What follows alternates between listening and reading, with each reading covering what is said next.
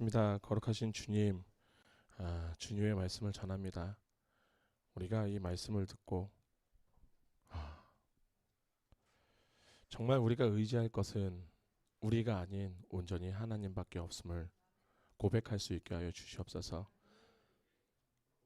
하나님의 꿈이 우리들의 비전이 되게 하시고, 예수 그리스도의 성품이 우리들의 성품이 되게 하시고, 성령님의 그 권능이 우리에게 임하시길, 오늘 이 말씀을 통하여서 우리가 나아가야 될 방향을 주님 깨닫게 하여 주시옵소서. 전하는 입술 너무나도 부족합니다. 거룩하신 주님께서 함께하여 주셔서 이 입술을 붙잡아 주시고, 하나님의 말씀만 선포되게 주님 이 시간 온전히 성령님께서 인도하여 주시옵소서. 온전히 주님께 모든 것을 맡깁니다. 예수님의 이름으로 기도드립니다. 아멘. 임마누엘, 임마누엘, 임마누엘, 임마누엘. 참 찬양대 참 또 제가 또 제일 좋아하는 찬양 중에 하나여 갖고 아마 제가 그래서 오늘 또 우리들이 나눌 말씀이 또 이야 또 맥이 같다라고 말씀을 드릴 수 있을 것 같아요. 정말로 하나님의 꿈이 나의 비전이 되고, 예수님의 성품이 나의 성품이 되고, 성령님의 권능이 임한 자들, 그 자들이 오늘 말씀에서 아마도 그것이 무엇인지를 깨달을 수 있을 것 같습니다. 자, 오늘의 말씀의 제목은 널리 전파된 믿음의 감사함이라는 말씀이에요. 먼저 바울은 8절에서 예수 그리스도로 말미암아 너희 모든 사람에 관하여 내 하나님께 감사한다고 말을 합니다. 근데 왜? 그 이유가 뭐냐면은 너희의 믿음이 온 세상에 전파가 됨이라, 이 이유 때문에 말이에요. 그러니까 다시 말해서 로마 교인들의 믿음이 널리 알려졌다고 바울은 지금 이것을 놓고 하나님께 너무나도 큰 감사를 드리는 거예요. 제가 아까 좀 전에 말씀드렸던 그 말 생각나죠? 하나님의 꿈이 나의 비전, 예수님의 성품이 나의 성품이 되고, 성령님의 권능이 나의 권능이 되는. 그러니까 우리가 그런 것 같아요. 우리가 자랑할 것, 우리가 감사해야 할 것은 오직 하나님밖에 없어요. 그렇죠. 혹시 뭐 다른, 그러니까 만약에 교회 내에서 만약에 내가 무언가를 자랑하고 싶잖아요. 그럼 제가 자랑하지 말라는 소리는 안 할게요. 하나님만 자랑하세요. 예수님만 자랑하세요. 그러면은 아마도 뭐라 그럴까? 되게 기쁨이 넘치는 교회. 여하튼 오늘 우리가 이 로마서의 말씀을 보면서 목표를 가져야 할 것, 이토록 감사했던 바울의 믿음을 또 우리 성도들이 또 사용할 수 있도록 목표를 가지셨으면 좋겠다라는 생각이 들었어요. 이것이 왜 그러냐면은 바울이 로마 교회에게 편지를 썼던 동일한 목적이기 때문에 그래요. 그래서 12절에 이렇게 말씀하십니다. 이는 곧 내가 너희 가운데 너희와 나의 믿음으로 말미암아 피차 안위함을 얻으려 함이라. 아멘. 그렇기 때문에 아직도 예수님을 믿지만 우리 이 안에서도 그럴 수 있잖아요. 예수님 믿어요. 예수님 믿는데 좀 불안할 수 있어요. 예수님을 믿고 있는데 조금 위태위태할 수 있어요. 근데 오늘의 말씀에서 소망을 발견하시기를 예수님의 이름으로 축원합니다. 아멘. 그럼 오늘의 우리가 이 본문을 보면서 한 가지 질문이 생겨야 되는 거예요. 왜 바울은 로마 교회의 믿음이 널리 알려진 것을 감사했을까? 그리고 우리는 이 질문에 대해서 우리가 성경과 우리들의 일반적인 경험을 토대로 몇 가지의 답을 찾아서 보려고 합니다. 질문은 굉장히 단순해요. 왜 바울은 로마 교회의 믿음이 알려진 것을 감사했을까? 바울이 너희 모든 사람에 관하여 내 하나님께 감사함은 너희의 믿음이 온 세상에 전파됨이로다. 나는 그것을 너무나도 감사한다. 그런데 우리가 여기서 되게 재미난 사실이 하나 있어요. 뭐냐면은 지금 여기에는 로마에 한 번도 가보지 못한 사람이 있는 거예요. 그죠? 이 사람이 바울이잖아요. 그죠? 그리고 그가 이렇게 말하지 않았어요. 여러분의 믿음이 알려진 것을 보고 있으니 제가 참 기쁩니다. 참 나의 수고가 헛되지 않았습니다. 라고 이렇게 말하지 않잖아요. 왜냐하면 그들의 그 믿음의 결과, 믿음의 모든 것들은 바울이 수고해서 얻은 게 아니잖아요. 바울은 로마에 단 한 번도 간 적이 없어요. 이때 당시에는 가지를 않았어요. 물론 바울에 의해서 회심한 자들이 몇 명 로마로 건너가기는 하였죠.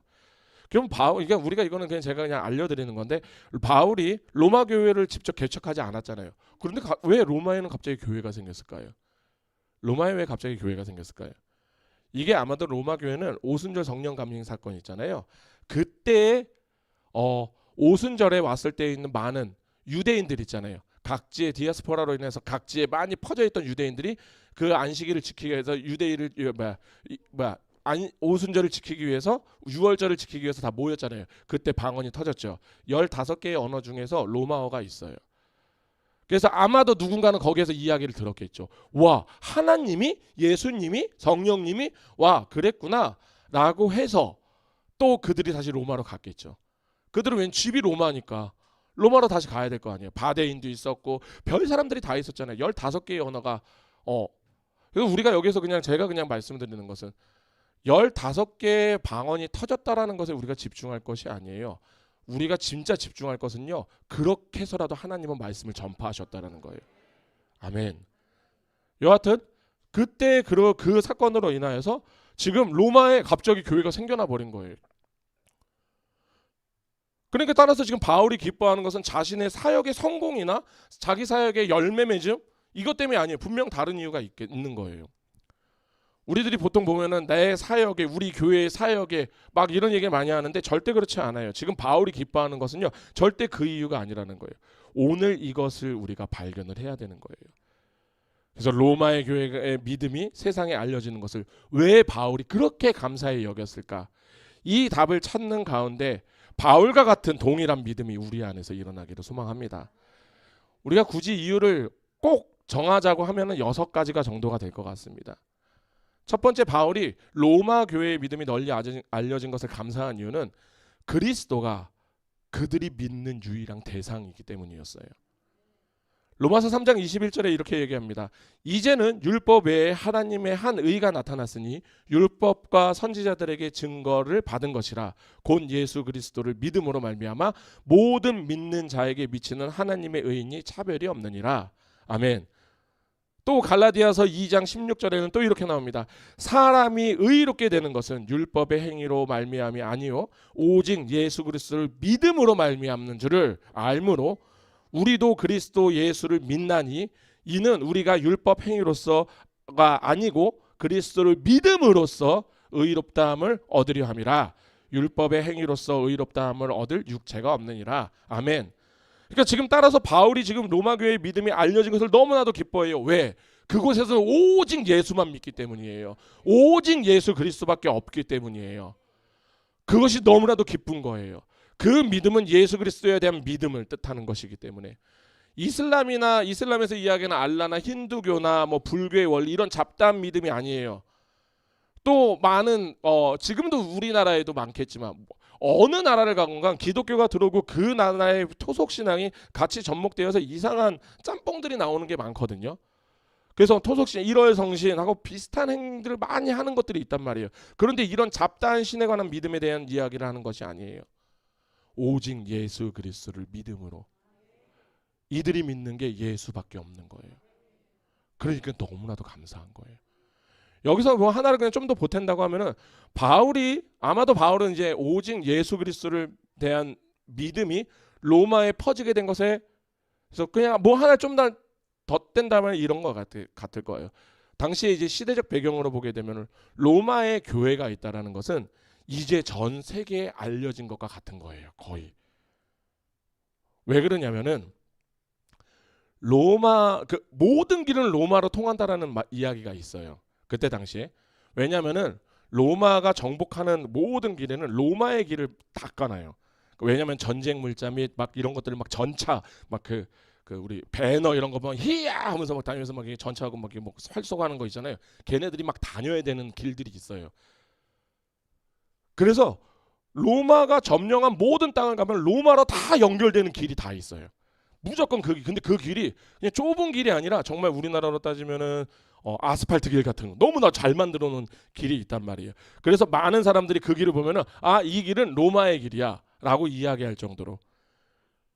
그래서 이탈리아 반도를 통일했을 때 그 다음으로 통일되는 로마 곳에는 모든 것이 다 로마의 길이 설치가 됐어요. 그래서 이 길이 그리스, 프랑스, 독일, 북유럽, 에스파냐까지 쭉쭉쭉쭉 뻗어나갔어요. 그때 당시에 그렇게 로마의 힘이 강대했어요. 왜? 전쟁이 나면 빨리빨리 전차들이 들어다녀야 되거든요. 이 이야기는 뭐냐면요. 그만큼 로마에서 무엇이 하나가 딱 유행을 했다. 그러면은 정말로 많은 곳에 금방 퍼져 나가는 거예요. 그래서 모든 길이 로마로 통한다. 그렇기 때문에 아마 바울은 너무나도 또 기뻤을 거예요. 야, 이 로마에, 내가 가보지도 않은 로마에 지금 하나님, 이 오직 예수만 믿는 교회가 섰어. 그러면 둘째입니다. 둘째. 이제 로마 교회의 믿음이 널리 알려진 것을 감사하는 이유는 그리스도의 이름으로 온 세계의 높임을 받는 것을 보고 싶은 열망과 부르심이 또 바울에게 있기 때문이에요. 그렇기 때문에 제가 조금 전에 말씀드렸던 그 로마의 길과 같은 거의 비슷한 거죠. 예수님의 이름이 로마에서 울려 퍼졌다라는 것은 이제 전 세계로 예수님의 이름이 퍼져 나갈 것임을 알았기 때문에, 기대됐기 때문에 너무나도 기쁜 거예요.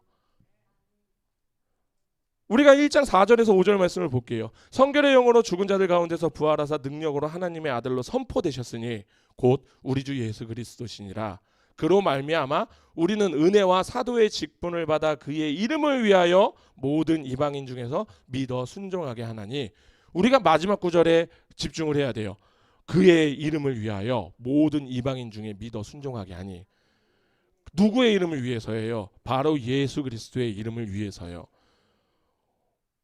5절에 하나님이 바울에게 복음을 전하고 가르치고 고난을 받고 이렇게 할 수 있는 은혜로 사도의 직분을 주셨어요. 근데 왜 주셨어요? 믿음으로 순종하는 일을 널리 퍼지게 하라고요. 거기에서 그의 이름을 위하여서 모든 이방인 중에, 이 말을 덧붙인 이유가 이런 표현으로 하게 되면, 바울은 믿음이 널리 퍼지면 예수의 이름이 높임을 받고 영광을 받는다라는 것으로 생각을 했다라는 것. 그래서 바울은요, 오직 그의 이름을 위하여서만 일하였어요. 아멘.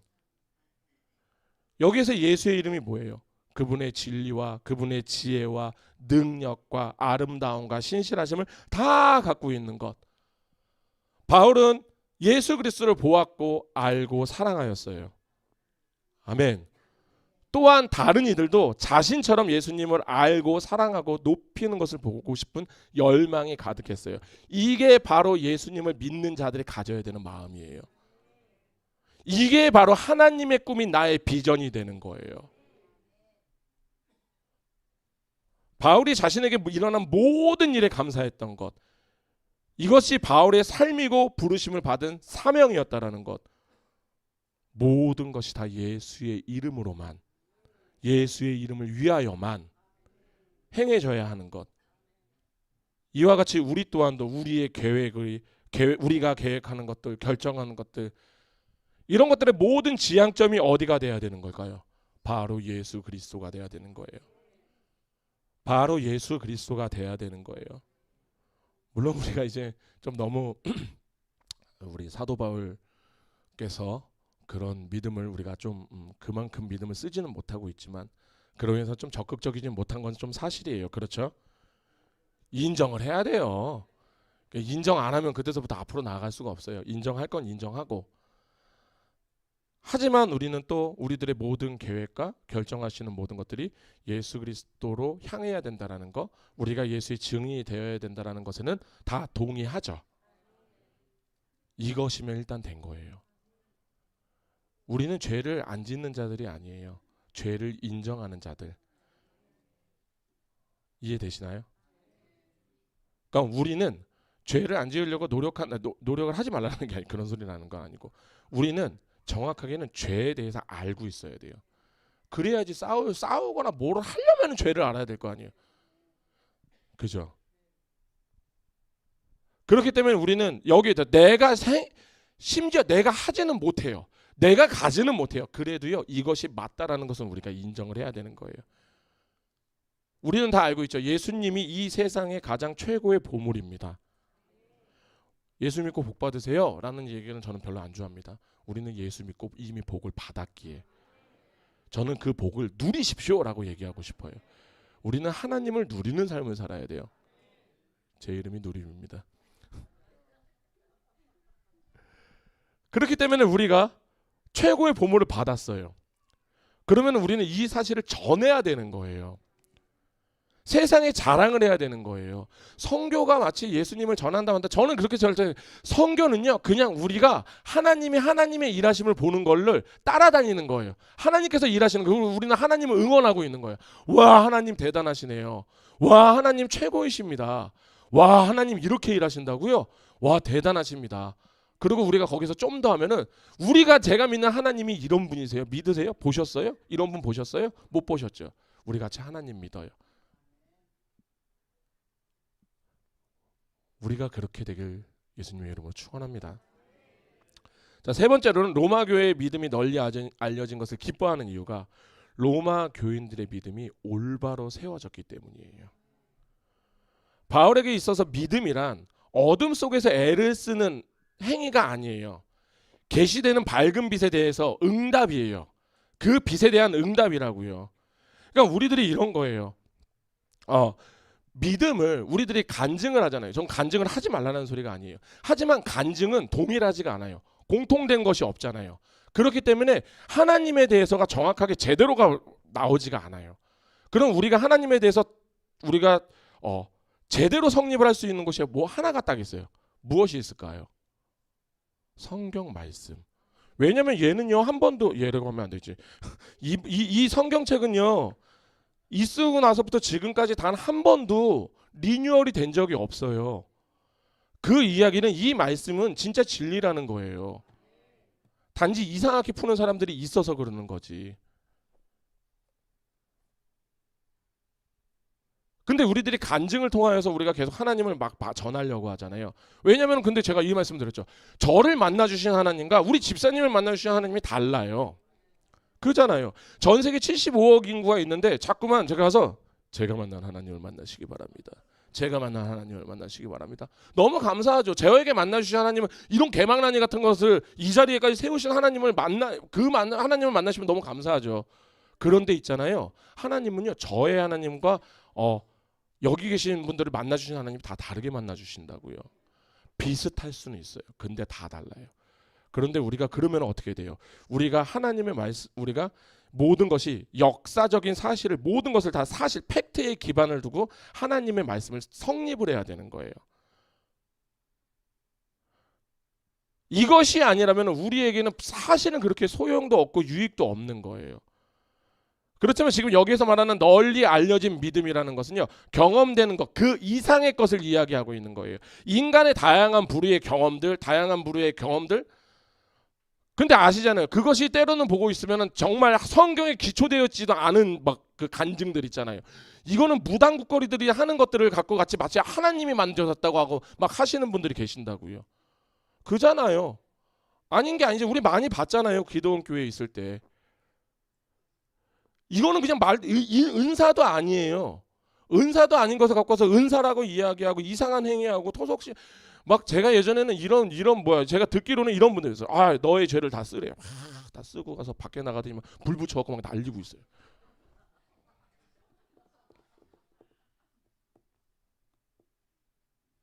지금 바울은 이런 것 때문에 감사하는 게 아니에요.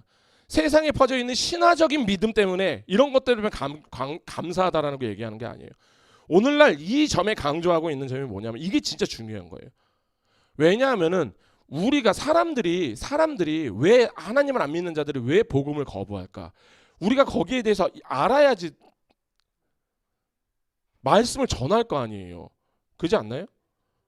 예를 들어서 이거 지극히 그냥 간단한 예인데 복음을 거부하는 이유가 뭐냐면 자신들은 복음을 믿을 만큼 어리석지 않다라고 생각을 하기 때문이에요. 그들이 보기에는 복음을 믿는 자들은 되게 어리석어 보이거든요. 그렇잖아요. 그래서 예수를 믿지 않는 자들이 이렇게 막 이런 거 보여요. 뭐 성령으로 처녀가 잉태를 했어? 어디 말 같지도 않은 소리 하고 있어. 그런데 거기에서 뭐 창조주 뭐 하나님이 나왔다고? 그럼 사실 우리가 그때 어떻게 얘기해야 돼요? 우리가 뭐라고 얘기해야 돼요? 네, 그렇습니다.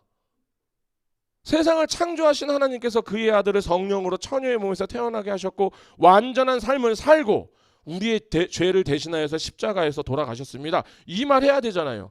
그죠? 그런데 우리 이 얘기 잘 못하죠. 사실 솔직히 그렇잖아요. 근데 또 우리가 실질적으로 이 얘기를 했어요. 그럼 그쪽 반응이 보통이 뭐예요? 이 미친놈 이거 아니네. 이거 미친놈이네 이거. 그렇잖아요. 또 어떤 이들은 또 이런 얘기예요. 야, 남을 위해서 죽을 사람이 어디 있어? 또 어떤 이들은 아 그래 오케이 알겠습니다. 우리는 죄인 오케이 나 거기까지 인정해요. 근데 있잖아요. 정말 나의 죄가 예수님을 죽일 만큼의 죄라고요? 나는 그렇게 죄를 지어본 적이 없는데요. 나는 고작 누군가를 조금 미워했을 뿐이고 나는 고작 누구를 조금 질투했을 뿐인데 이 죄가 창조주 예수를 죽이는 거라고요? 근데 지금 제가 드렸던 이 질문 있잖아요. 이 질문을 사실 우리 크리스찬들이 굉장히 많이 하는 질문이에요. 많은 교회에서 많은 이들이 얘기하는 게 뭐냐면 내가 죄인인 거 알겠습니다. 오케이 나 거기까지 인정해요. 근데 내 죄가 진짜 예수를 죽일 정도라고요? 저는 그 정도까지 해본 적이 없어요. 아마도 여기 계신 우리 성도님들도 해봤을걸요? 저는 제가 얘기해요. 저는 제가 해봤던 고민이 바로 이 고민이에요. 우리들이 복음이 실질적으로 우리들에게 보통 명사가 되려면요. 이 복음이 나의 삶에서 계속 투영이 돼서 부딪혀야 돼요. 알아야 돼요. 복음 따로 내 삶 따로 절대 우리가 앞으로 갈 수가 없어요. 그런데 하나님이 말하는 죄는 이런 자범죄를 이야기하는 게 아니잖아요. 그리고 또 웬만한 자범죄는요 실질적으로 현행법으로도 다 처벌이 돼요. 도둑질하지 말라. 그러면 현행법으로는 도둑질하는 사람을 처벌을 안 하잖아요. 그죠? 그럼 우리들이 저는 자범죄를 무시하자라는 소리를 하는 게 아니에요. 우리들이 집중을 해야 될 것이 있다라는 거예요. 그게 뭐냐면은 피조물이 창조주에게서 주권을 빼앗아 온 날이 있단 말이에요. 물론 하나님은 주신 적이 없어요. 내가 빼앗았다라고 선포한 날이 있는 거죠. 그렇게 선악과를 먹으면서 선악을 지가 분별을 했잖아요. 하나님이 말씀하시는 게 선이고 그러니까 하나님이 선이라고 하는 게 선이에요. 악이라고 하는 게 악이에요. 심지어는 만약에 하나님께서 이 땅 가운데 오셔서 진짜 너무나도 하나님을 안 믿는 자인데 너무나도 보은이 되게 살아가는 사람을 보고 악인이다 하면은 그 사람은 악인이 맞는 거죠. 그런데 우리가 그것을 아니요 하나님 틀리셨어요. 내가 정할 거예요 이제부터. 그럼 창조주의 입장에서는 이게 뭐예요? 피조물을요. 저 같으면 제가 만약에 하나님이었으면은 아담이 숨었다. 선악과를 먹고 숨었잖아요. 그리고 나올 때 뭐라고 나와요? 원래 우리가 나와야 되는 대답은 이거잖아요. 하나님 너 왜 숨었어? 아 하나님 죄송해요. 제가 하나님 먹지 말라는 선악과를 먹었어요. 죄송해요. 이게 맞는 답이죠. 그런데 거기서 뭐라고 나와요? 제가 몸이 부끄러워서 나가질 못하겠어요. 하나님 당신이 틀렸다니까요. 왜 저를 빨갛게 놓고서 왜 이쁘다고 아름답다고 얘기하셨어요? 하나님 성격이 좀 이상하신 것 같은데요? 하나님이 보시기에는 그 자체가 너무나도 아름다웠다고요. 그런데 인간은요 선악이 자기가 기준이 되니까 그때서부터 내가 벌거벗은 몸을 보기 시작한 거예요. 가렸죠. 이 죄가 바로 원죄예요. 그러면 또 우리가 이런 질문을 했어요. 우리는 또 이렇게 얘기했죠. 당신은 그렇게 큰 죄인이라고 생각하지 않겠죠. 근데 하나님은 정의로우시기 때문에 당신과 저 같은 우리 같은 그따위 생각하는 사람에게 원래 되게 분노하시지만 그럼에도 불구하고 그리스도를 믿으면요. 우리의 죄가 용서를 받습니다. 참 신기하죠. 예수님을 죽인 자가 그 피로 용서를 받아요. 이런 말을 하면 또 무슨 소리를 해요? 미친놈. 저 사람이 진짜 제가 어저께 저희 성경 공부팀하고 얘기했던 게 하나가 있어요. 우리는요 예수 믿으면 구원 못 받아요. 예수한테 미쳐야지 구원 받아요. 예수 잘 믿어야 돼요. 예수 대충 믿었다가는요 대충 더 이상 얘기 안 하겠습니다. 사실 제가 왜 이 말씀 드리냐면요 우리가 이랬잖아요. 그렇잖아요. 우리가 처음 복음을 접할 때 우리가 이랬을 거예요.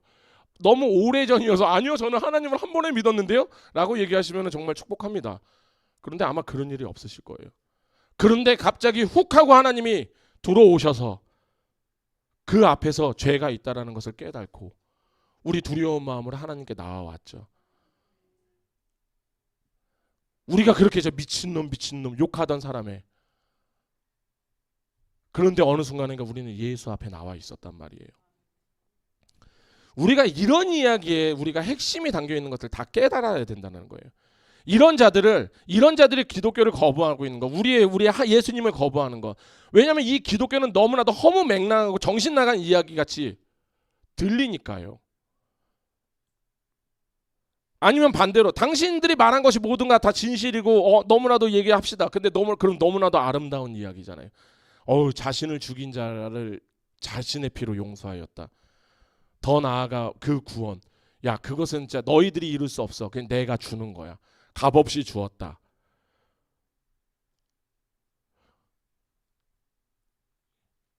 저는 이런 생각을 가진 사람들한테 이렇게 말할 수 있을 것 같습니다. 물론 기독교에 대한 온전한 우리가 신뢰성을 안겨주기는 힘들겠지만 이 사실만은 제시할 수 있을 것 같아요.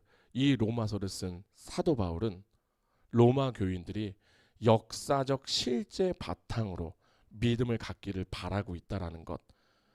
특히 죽은 자들 중에서 살아나신 예수님의 부활에 대해서는 더욱더 그렇죠. 아멘. 그게 바로 뭐냐면요. 로마서 15장 3절에서 8절의 말씀이에요. 이 말씀을 보면 지금 예수라는 존재가 너희들이 알고 있는 허무 맹랑한 존재가 아니야. 팩트야, 팩트. 진짜라고, 사실이라고. 그리고 이것을 많은 이들이 겪었고 보았고 그리고 아직까지도 그들이 있어. 그리고 그 중에 나도 하나야. 제가 읽겠습니다. 고린도전서 15장 3절에서 8절입니다. 내가 받은 것은 먼저 너희에게 전하였노니 이는 성경대로 그리스도께서 우리의 죄를 위하여 죽으시고 장사 지낸 바 되셨다가 성경대로 사흘 만에 다시 살아나사 게바에게 보이시고 후에 12제자에게와 그 후에 500여 형제에게 일시에 보이셨나니 그 중에 지금까지 대다수가 살아있고 어떤 사람은 잠들었으며 그 후에 야고보에게 보이셨으며 그 후에 모든 사도에게와 맨 나중에 만삭되지 못하여 난 자 같은 내게도 보이셨느니라. 아멘. 지금 바울은 얘기하는 거예요. 내가 받은 건, 내가 너희들에게 전하는 거, 우리가 지금 믿는 예수님 있잖아. 우리 예수님은 진짜 다 실제라고, 내가 증인이라고, 내가 봤다고, 내가 느꼈다고, 내가 안다고. 우리 그렇게 말씀 전하세요? 예수 믿는 자에게 그렇게 예수님 안 믿는 자에게 우리 그렇게 가서 얘기하고 있나요? 지금 바울은요 너무나도 좋은 거예요. 이 사실에 기반해서 이 전하고 싶은 거. 근데 지금 로마 교회가 그 기반에 제대로 섰다라고 이야기하고 있는 거예요. 사실 우리가 이 마음을 가져야 되는 거잖아요. 우리는 성경을 통하여서 또는 성령으로 인하여서 예수님에 대해서 우리는 들었어요. 알았어요. 보았어요. 느꼈어요. 아멘. 혹시 안 느끼신 분? 토요일날 뵈야 돼요. 8절에서 나온 거하고 똑같아요. 맨 나중에 만삭되지 못하여 난 자같이 내게도 보이셨느니라. 사실 이 말씀 우리잖아요. 하나님은요, 예수님은요, 지금도 있잖아요. 만삭되지 못하여서 난 자들 있잖아요. 제가 그랬어요. 여기 계신 우리 성도님들이 다 그러셨어요. 그리고 앞으로도 만나 주실 그 자들이 다 만삭되지 못하여서 태어난 자들이에요. 이 말씀이 우리에게 주시는 말씀이라고요. 그런데 지금 바울은 너무나도 기쁜 거예요. 로마 교회 그 믿음이 널리 알려졌다. 근데 그 믿음이 뭔지 알아?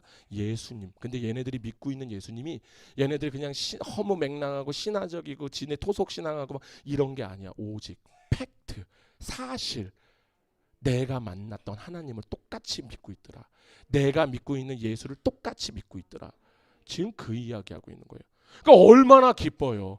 우리가 있잖아요. 제가 케냐에서는 이제 하면 안 되는 짓이었는데 케냐에서 이제 한국 사람들 많이 만나면 이제 조금 이제 골치가 아파갖고 막 왜 이제 마트에서 하다가 한국 사람 한국 사람이세요?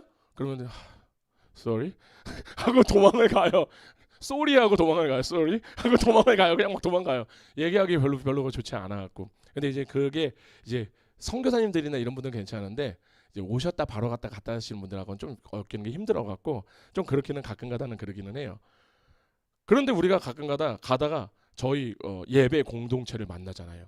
케냐에서 몇 명이 없잖아요. 우리가 같이 예배를 하루에 같이 모여서 드리는 예배 공동체가 있었는데 딱 어디서 만나요. 그러면은 진짜 저 끝에서부터 선교사님 하고 뛰어가요.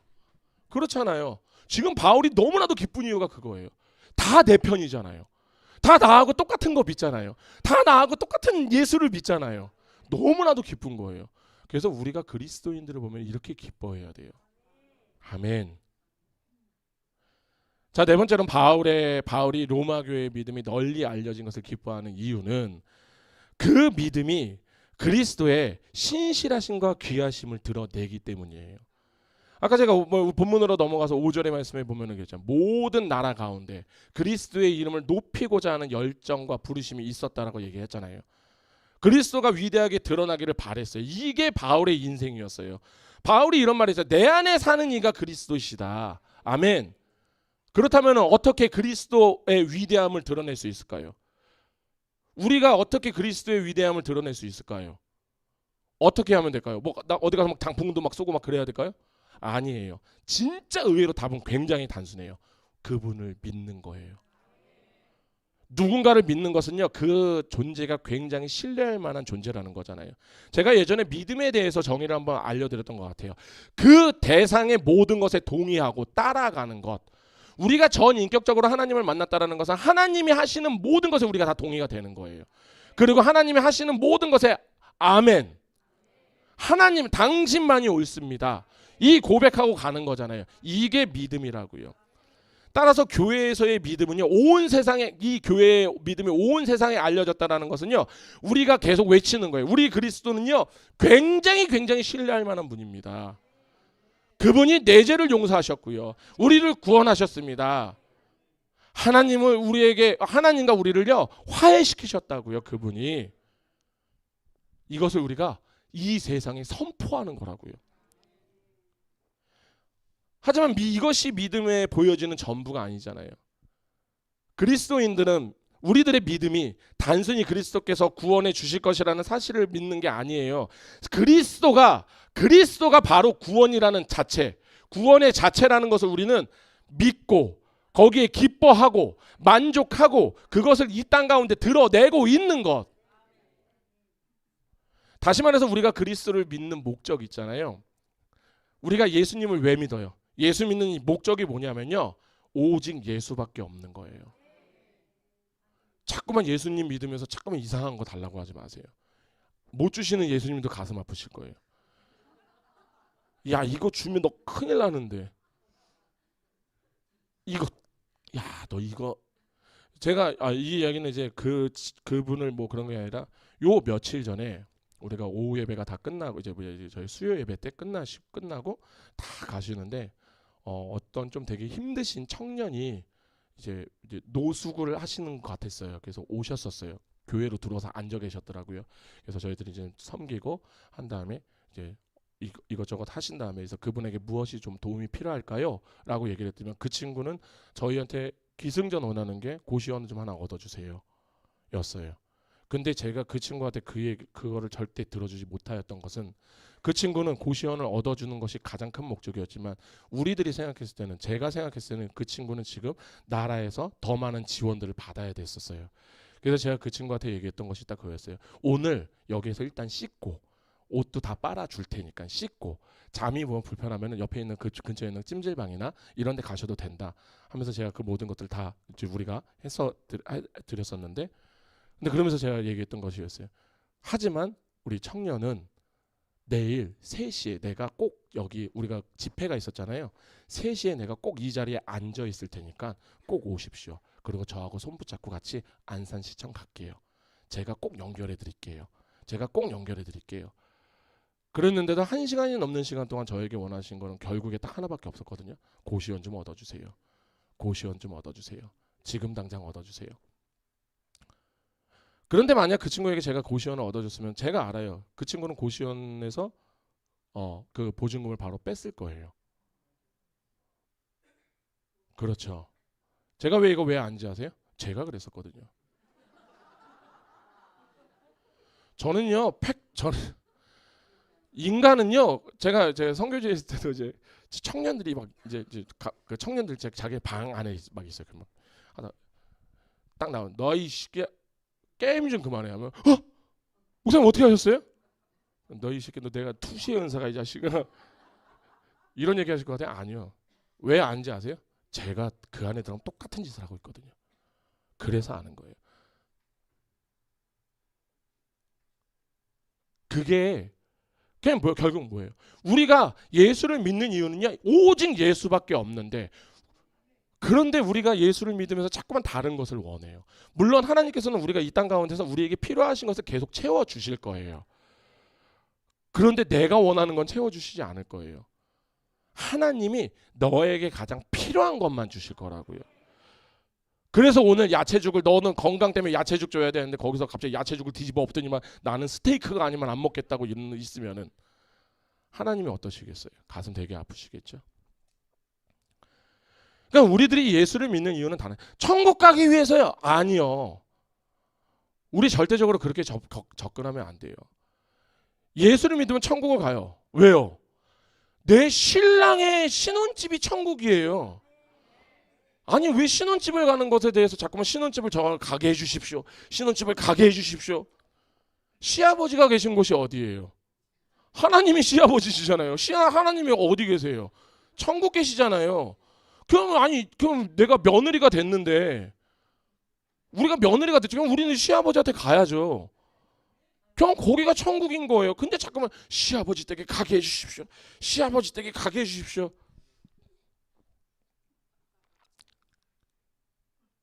차라리 또 그거면 다행이죠. 우리 예수 믿으면서 참 많은 것 달라 그러죠. 예수님을 믿었을 때요, 우리는 이미 최고의 것을 얻었다고요. 이 최고의 것이 뭐예요? 돈이에요? 권력이에요? 아니잖아요. 그런 없어져서 신기루 되는 게 아니라고요. 신기루 같은 것들이 아니라고요. 오직 최고는요, 예수 그리스도예요. 아멘. 그렇게 믿음이 전파될 때 무언가를 해내시는 그리스도의 그 신실하심을 알려지는 것이, 그것이 우리에게도 더 좋은 거예요. 나의 영혼의 만족이 되는 거. 그리스도 이분 자체가 나에게는 이분의 가치와 소중함을 계속 알려주는 거. 다섯 번째로 바울이 로마교회의 믿음이 널리 알려지는 것을 기뻐했던 이유, 믿음으로 인하여서 희생적인 사랑의 행위가 나타났기 때문이에요. 이 세상을 향한 하나님의 목적은요, 단순하게 인간의 마음속에 보이지 않는 믿음을 심는 것뿐이 아니에요. 하나님의 목적은요, 그분의 영광이 우리 눈에 우리를 통하여서 드러나는 거예요. 그래서 예수님께서 아까도 우리 최충만 안수집사님께서 기도하셨죠. 이같이 너희의 빛이 사람 앞에 비치게 하여 그들로 너희의 착한 행실을 보고 하늘에 계신 너희 아버지께 영광을 돌리게 하라. 아멘. 여기에서 되게 웃겨요. 빛을 그냥 사람에게 비치는 게 아니에요. 빛을요, 사람 앞으로 비치래요. 바울은요, 사랑의 착한 행실, 이게 바로 믿음의 열매라는 것을 알고 있어요. 근데 우리가 이게 그러면 좀 우리가 또 구제 좀 이쪽을 많이 해야 되는 게 생각을 할 수 있을 것 같아요. 근데 하나님이 이야기하는 착한 행실이 뭐예요? 하나님을 믿는 것. 하나님이 이야기하신 악한 행실이 뭐예요? 하나님을 안 믿는 것. 그죠? 여기에서 이야기하는 착한 행실은요, 딱 그래요. 남을 도와주고 구제 좀 하고 어려운 사람 도와주는 거, 길 가다가 길 잊어버린 어르신 도와주는 거요? 물론 그거는 당연히 해야 되는 거잖아요. 왜 당연히 해야 되는 것에 자꾸만 착한 일을 부여하는지를 모르겠어요. 진짜 착한 행실은요, 하나님을 믿는 거예요. 예수 그리스도를 믿는 것. 그렇게 조금 전에 읽었던 그 말씀은요, 우리들이 일반적인 개념으로 착한 일을 계속 얘기하게 되면요, 그것이 아니에요. 우리의 착한 행실은 하나님을 믿음으로 말미암아 하나님께 함께하는 삶, 하나님과 함께하는 삶으로써 그 빛으로 그들의 앞을 비춘다고요. 그럼 그때들이 하나님을 믿는 자들이 믿는 것이 어떤 것인지를 깨닫게 될 거고, 그때에 비로소 그들이 나와서, 우리가 착한 일을 한다고 해서 그들이 하나님께 영광 돌릴 리가 없잖아요. 그죠? 그럼 그들이 영광을 돌리려면 뭐 해야 돼요? 그들이 하나님을 믿어야 될 거 아니에요. 제가 예전에 이런 말씀 드렸으면 기억하실지 모르겠어요. 지금 우리 교회는 안 계실 거라 저는 믿습니다. 전혀 없어요. 근데 많은 교회 안에 아직도 자기의 의로 하나님을 믿는 자들이 있단 말이에요. 근데 하나님께서 오늘이 딱 됐어요. 오늘 이제 말씀을 막 전하시고 계세요. 하나님께. 그런데 내 백성들 참 왔는데 쟤는 누구지? 쟤는 누군데 왜 저기 앉아있어? 그냥 이상한 애가 와있네? 이렇게 하실 거란 말이에요. 그러면은 그 친구가, 만약에 하나님을 안 믿는 친구가 자기의 의로 하나님을 믿고 있는 애가 만약에 하나님께 영광 돌리면 하나님이 그 영광 받아 주실까요? 절대 안 받으세요. 하나님께 영광 올릴 수 있는 자는요, 하나님의 백성밖에 없어요. 그리고 그 영광을 받아주시는 것도 오직 하나님의 백성이 올리는 것만 받으세요.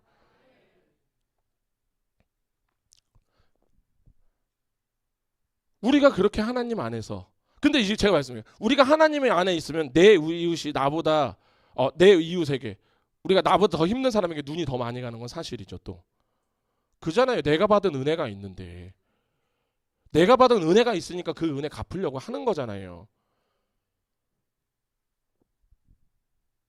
그러니까 우리가 선한 행동을 자꾸만 그 세상적 선한 행동으로 가시면 안 돼요. 우리의 선한 행동은 예수를 믿는 거예요. 예수를 믿는 자는요, 그 은혜가 넘치고 넘쳐서 그 은혜가 흘러 넘치는 거예요. 그래서 우리는 우리가 이 세상에서 이야기하는 선의 개념을 우리는 당연히 행하는 거라고요.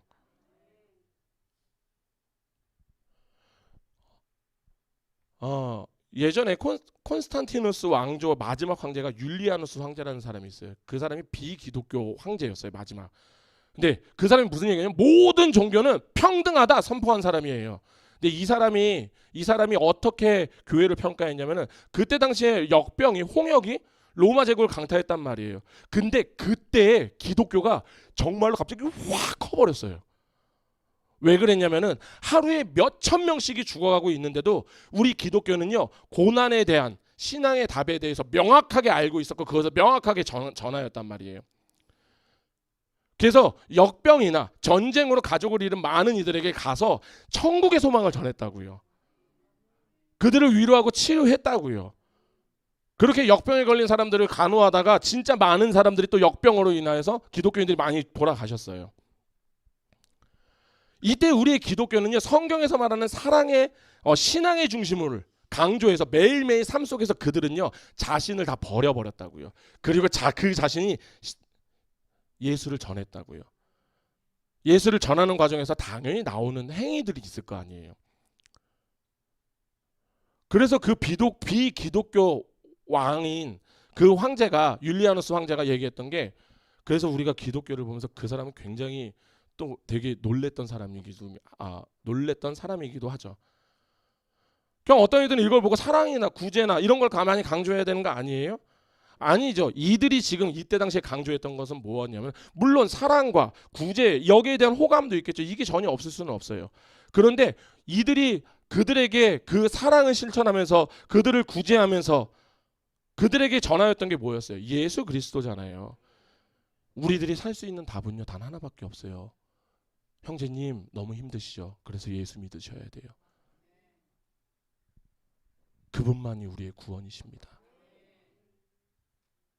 즉 복음에 의하여서 예수 그리스도로 말미암아 그들이 희망을 보았고, 그렇게 많은 자들이 기독교로 회심을 굉장히 많이 했어요. 우리가 구제를 할 때도 나의 의의가 나타나는 순간 그건 구제가 아니에요. 그냥 나 좀 나타내려는 거예요. 우리는 구제도요, 하나님 뜻 안에서 해야 되는 거예요. 내 마음과 몸과 뜻을 다하여서 하나님 사랑하고 그와 같이. 그럼 뭐예요? 나 자신 없어지라고요. 네 자신이 있으면은 너는 완전한 사랑 못한다고요. 우리에게 그런 사랑을 요구하시는 거예요. 그리고 이때 당시에 기독교인들이 그 사랑을 했다라는 거예요. 아멘. 바울이 말하는 것이 바로 이거예요. 믿음으로 순종하게 한다라는 말이 뭐냐면 갈라디아서 5장 6절에 있는 말씀입니다. 그리스도 예수 안에서는 할례나 무할례나 효력이 없으되 사랑으로서 역사하는 믿음뿐이니라.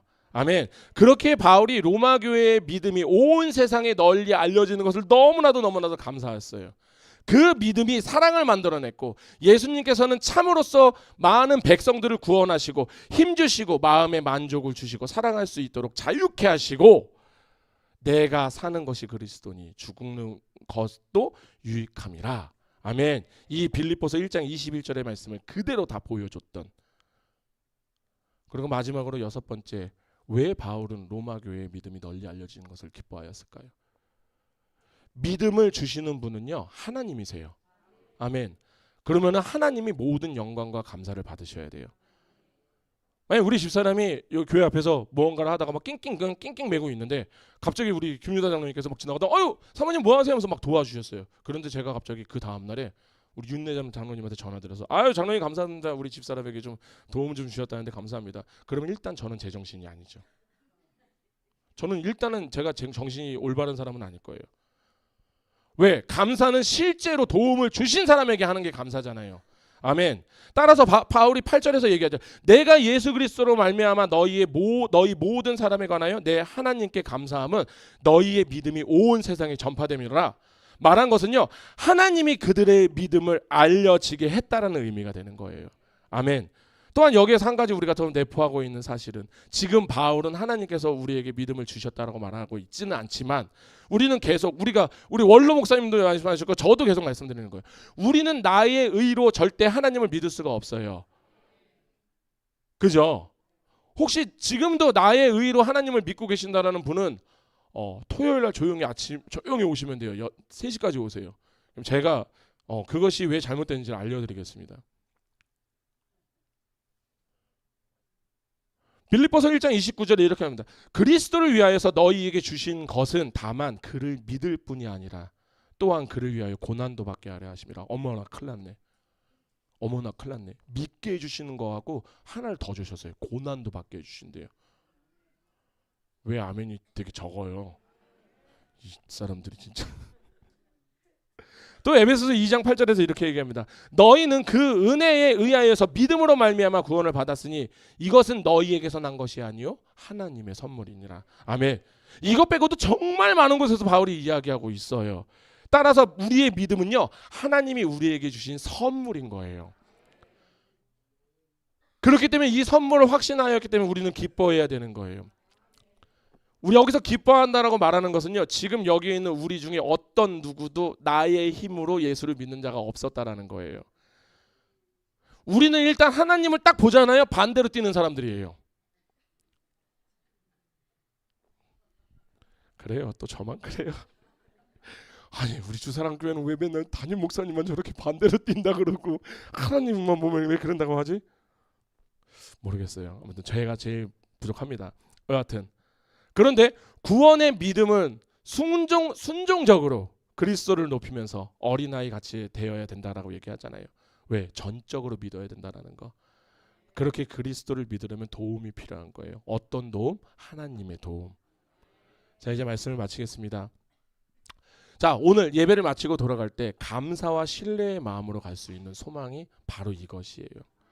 제가 아까 말씀드렸죠. 하나님의 비전이, 꿈이 나의 비전이 되는 것, 예수님의 성품이 나의 성품이 되는 것, 성령님의 권능이 나의 권능이 되는 게 바로 이것이에요. 지금 바울은요, 여기서 자신이 한 번도 드러난 적이 없어요. 오직 예수밖에 없어요. 오직 예수님밖에 없어요. 심지어 누가 예수님을 믿는다 했는데 너무나도 기뻐요. 왜? 나와 똑같은 예수님을 믿고 있잖아.